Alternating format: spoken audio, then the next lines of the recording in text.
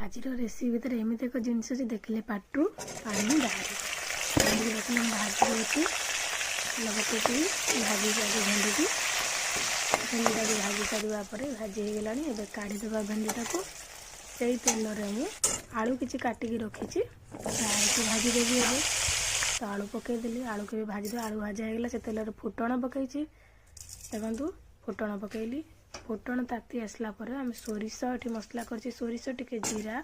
पियाज अदा रसुण दे मसला कर अदा को देनी पेस्ट करके देखूँ से पेस्ट करदेली कषा इधर पकड़ा लुण पकई हल्दी पकईबी आ लंका गुंडी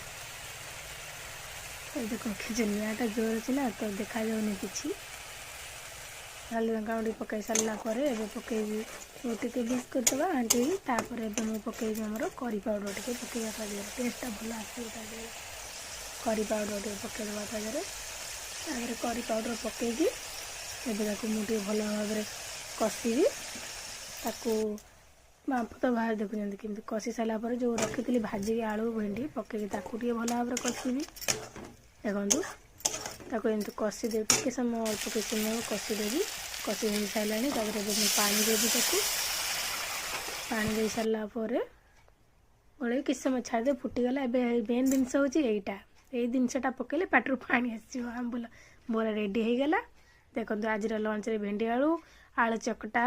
बंधाकोबी भजा एटी बैगण माटी आलू भजा एटी करमगा मक्का मोर आज लंच थाली रेडी देखु आम जोटा खाऊँ सेटा ही